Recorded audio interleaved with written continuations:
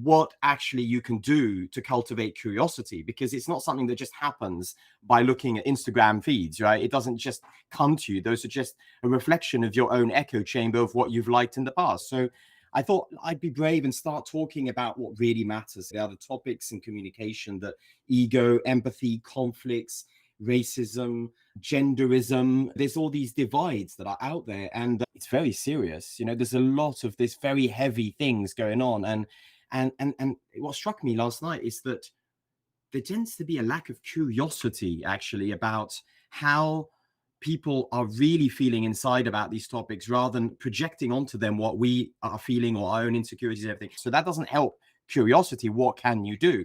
So bubble traveling, like, what is bubble traveling?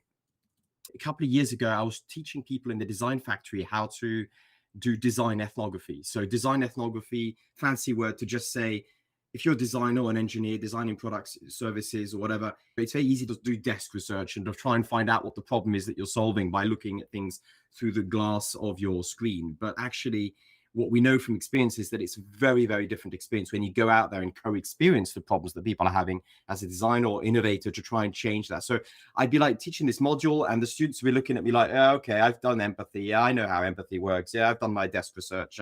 And yeah, I know, I've talked to my friend who's got that problem, and I've had the problem as well. So I know all about it. I said, okay, let's play a little game.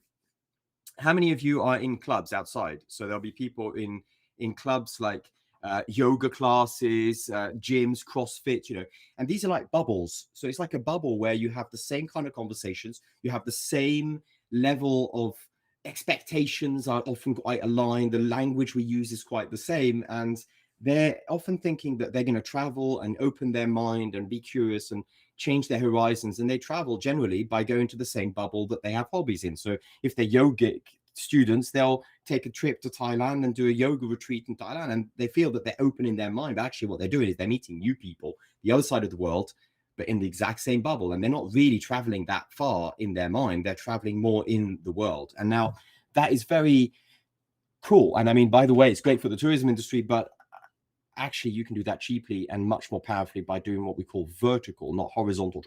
Horizontal is you travel the other side of the world to the same bubble. Vertical traveling, bubble traveling, is when you go in the same city, same place, to a different circle of people, very different than what you would be used to. It's not your family, it's not your friends, it's not your work colleagues, it's a new bubble. And in that bubble, so I used to tell the students, you go out to the secondhand store and you just buy yourself a set of clothes that fits to that bubble, adapt to that bubble, and just go out there with an open mind and co-experience what's going on, without going there to show off or to take something or to sell something, but just go there and just find out what it's like. So you could go, buy yourself some very black clothes, some chains, and go to a heavy metal concert, for example, and see what happens, and open yourself up to how the people are engaging with that music. Or you go to a cosplay bubble where people wearing this kind of thing, wherever you want to go, just go there with that curiosity, that mindset of exploration. And what happens, you can do that at work. If you're the CEO of a company, you can bubble travel into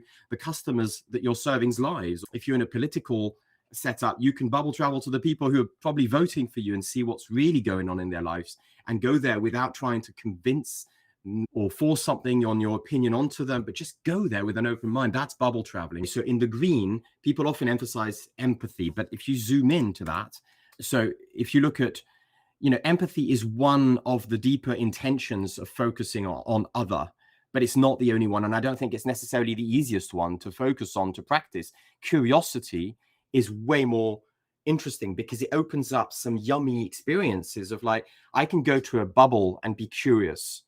I don't go to a bubble and be empathic unless I'm an ethnographer being paid to do some design research. It's very hard to just go there and be empathic. You don't wake up in the morning and go, oh, this morning I'm looking forward to being empathic this afternoon. No, it doesn't.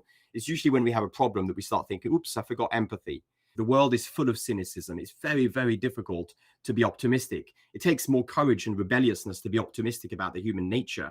It takes a lot of courage because, the narrative goes like this.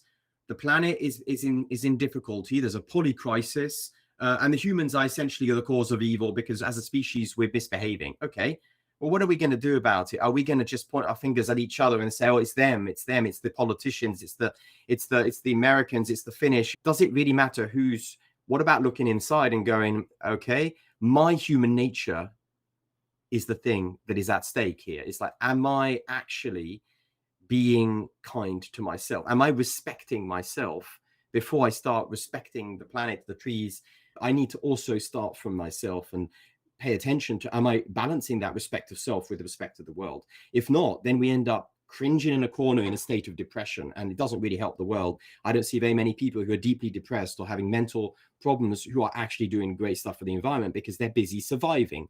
So I think it's a global call to awareness on, and I big up out there to the people who are therapists, life coaches, trainers, conscious leaders, coach leaders, people who are on the front lines of helping people do personal transformation. Personal transformation is hard work. It's much easier to just sit back and go, give me the tips, give me the tricks, give me the signposts, and I'll do what you tell me, dear guru. But actually what it takes is a real investigation to oneself. And I'm here to sort of be that perhaps annoying, but also optimistic reminder that, yeah, you can look in yourself and the black box isn't so scary. And you can do that with tools. And I have plenty of tools.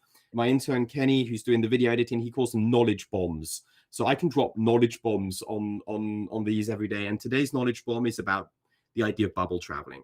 Go out there, think about those 5 to 10 bubbles you have and think of a new one and try this week or this weekend. Go out and bubble travel with an open mind. You go there, you say, I'm here to explore, I'm curious. Nothing more. Have a great day, and may the curiosity be with you.